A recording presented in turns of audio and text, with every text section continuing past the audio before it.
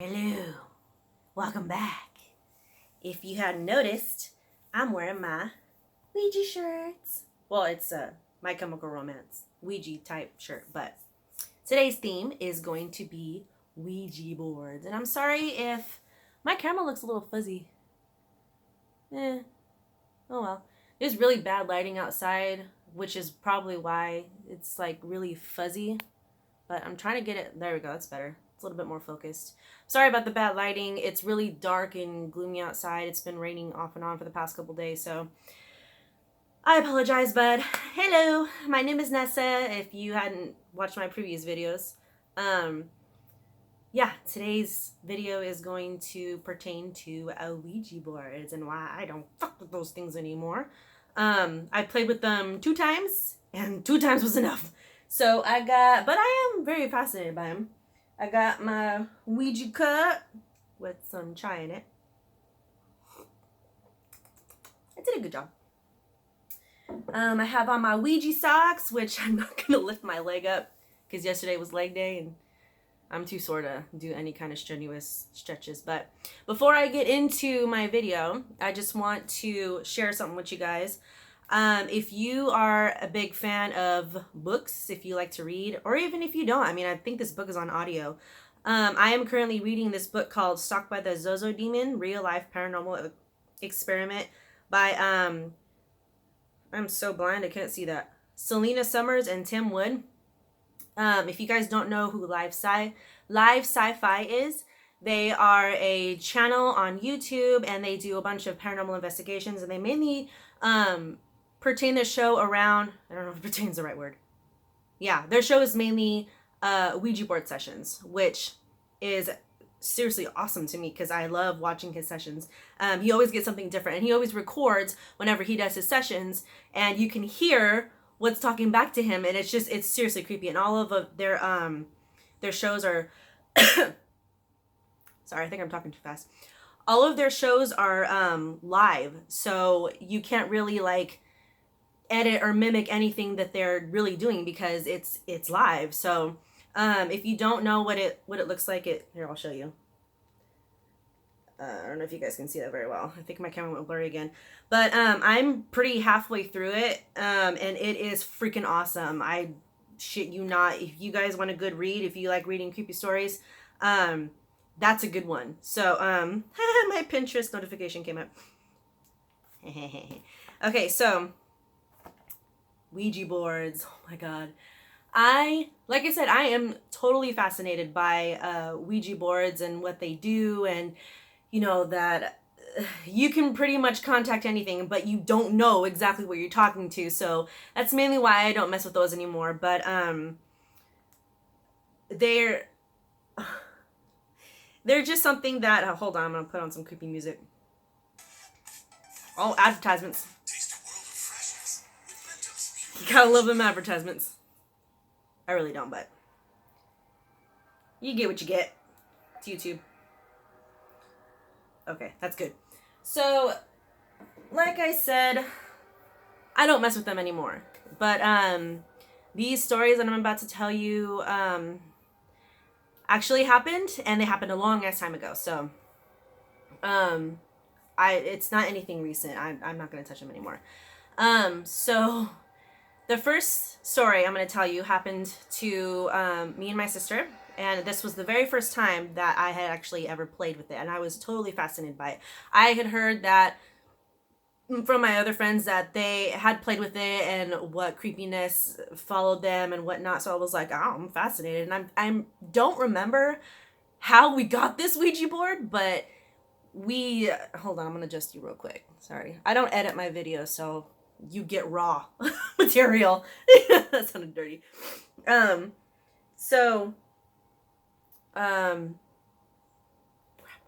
was I going with this? Oh, okay. Yeah, I don't remember how exactly we got this. And I'm pretty sure we just borrowed it from a friend, and we decided to play it in our bedroom one night. We were teenagers. I don't remember exactly how old we were, but it was late. We were in a room. We were supposed to be sleeping. And we were sitting on our bed, and we just decided to see if it actually worked. So when we put our fingers on it, the first thing that I noticed was, and I'm not going to exaggerate, you guys, and I don't like to come on here and tell stuff just to freak you out or just to gain popularity or whatever. This is just what happened to me. I'm just telling you my experiences. Whether you believe it or not is completely up to you. But I'm just letting you know that this had happened. Once I put my fingers on the planchette, I felt extreme negativity, like I should not be doing this, which I knew that it was something my parents had never told us, like, don't play with the Ouija board. It's bad. It can bring bad juju, but we just wanted to see what the gist was about, and we didn't really hear anything bad. It's just, now I know that that crap is real, but back then I was like, let's just try. But as soon as I put my fingers on the planchette, it was like, I should not be doing this. So when we started our session, the first thing that we asked was, is anybody here? And it immediately went to yes. It didn't like swipe over there, but it just like, it immediately just went over to yes. And we were like, oh, okay, that's awesome. And we were like, what's your name? Where are you from? And whatnot. And I can't really remember everything that we had asked, but it was spelling out words that we couldn't understand. And it was like spelling like it was like jumbling letters. So we were like, are we talking to an actual person? And we asked, what's your name? And it spelled out some name, and I don't remember what the name is. And we were like, okay, are you speaking a different language? And it went over to yes. And we're like, okay, is it Spanish? No. Is it Russian? No. Is it German? Yes. So we're like, oh, okay, this is why we can't understand what you're saying. Okay. But we're like, okay, do you speak English? And it went over to no. And then we were like, okay, well, can you spell out English words? And it went over to yes. So we were like, okay, so spell out, English words for us. And it said, and we asked, what do you want from us? Should not have asked that, but we just, like I said, we didn't know. This is the first time. So we asked it, what do you want from us? And then it spelled out help. And I don't remember what else I asked it. It was probably something pertaining to like what do you want us to do for you? Do you want us to do something or something like that? And it spelled out daughter. And we were like, do you want us to contact your daughter? And it went over to yes. But it kept doing it. It said yes, yes, yes. And we're like, okay, how do we contact your daughter? And it spelled out call. And we were just like, and I felt like we were getting in too deep. And I was like, okay, well, my sister got completely quiet at that point. Once it realized once she realized that we really couldn't do anything, she was like, she just got quiet and she just kind of stared at the board. And I said, okay, you do realize that we can't help you, right? And it went over to no. We got freaked out. So all of a sudden, I just felt this like wave of like sadness, and my immediate reaction was to cry. So I just started crying, and I kept saying, I'm so sorry. I shouldn't have opened this door. I'm sorry I contacted you. Do you understand that we're just kids and we can't call your daughter for you? We can't do that in kind of investigation. And, we're so sorry. Do you understand that we just can't help you? And then it went over to yes. So I said, okay, well, we have to go now. And it just went over to no. And I was like crying hysterically, and I didn't really know like what to do at this point. So I was like, okay, well, goodbye. And I went over to the goodbye and closed out the session real quick. So that was crazy. Like the whole time I was excited. I was like, oh man, this thing is talking to us and it was moving on its own. Oh, and I forgot to mention that we wanted to test to see if it was legit, if it was really moving on its own. So when the planchette was moving, when we had our fingers on it, I said, let go. And my sister immediately let go, and then I let go, and it kept moving by itself. And we did that a couple times. I'm pretty sure from the videos that I've seen that the planchette moves on energy. So unless it has your energy source, it can't move. So it was just crazy. Like every time we took our fingers off, it just kept like just slowly moving, and then it would stop eventually.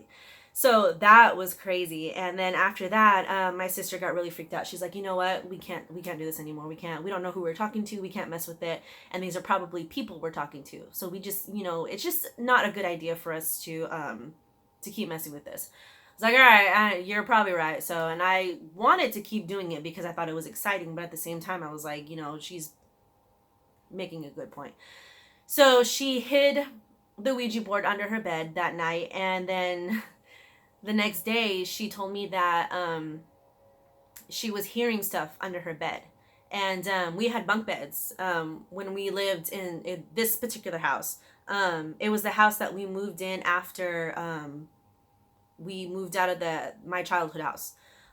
So it was a brand new house. It was built and then we just moved into it. So she said that after she put it under her bed, she would hear stuff under her bed, and she had never heard anything like that before. She put the Ouija board under there. She said she heard movement, and it sounded like there was like a mouse under there, basically like there was stuff moving around. And I noticed that night that we played with it, our bed was shaking. It wasn't like a full-on like exorcist kind of shake, but it was a good like little, like something was just lightly pushing it, and I just like would feel it rocking. It was just like a little, like my sister was like moving her leg or something, like on the bottom bunk or something, like that kind of light shaking. But it was just really weird. So yeah, we didn't mess with it after that. Like we just gave it back to our friend or gave it back to whoever it belonged to. I don't remember how we got it. But then after that, I had moved in with one of my friends when I was 18. I had some problems with my parents and decided to be a dumbass and move out of my parents' house and move in with this particular friend. I don't know if she wants me to say her name on here, so I'm just going to keep her private, but she probably knows what I'm talking about. So I had moved in with her, and this particular night she had a Ouija board, and she thought it would be, fun to play, and I had played it before, so I knew how exciting it was.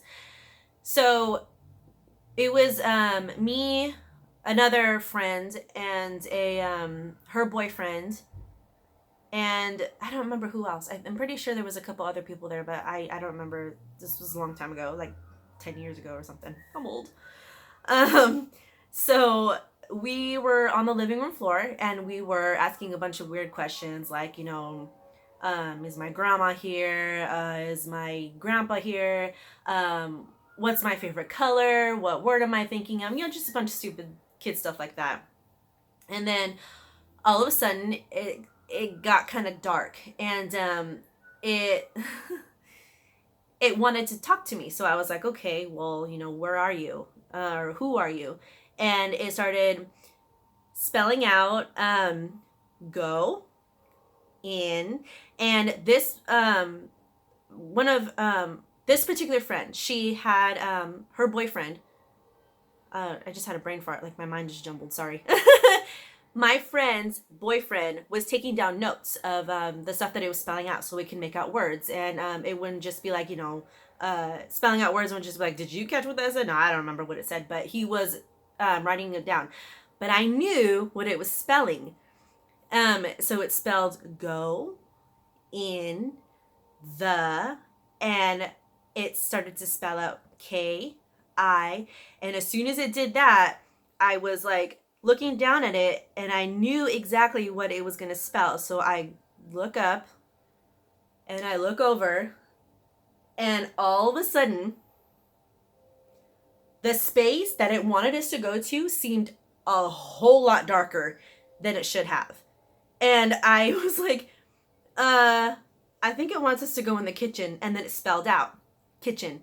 So we were all freaked out at this point. We were like, do we go? Do we not go? Do we just sit here? Do we listen to it? And I was like, it wants us to go in the kitchen. So I think we have to go in the kitchen. So we all went in the kitchen, and we kept playing with it. But from that point on, I can't remember what else it said, but it said something to the point where we were just like, okay, we're done. We can't do this anymore. And we all felt it. We all felt like the negativity and the just the total like freakiness of it all. We were just like, okay, that's crazy, but we're not going to play with it anymore. So I didn't find this out until later. She decided to tell me. I think it was because she didn't want me to get freaked out while I was still living there.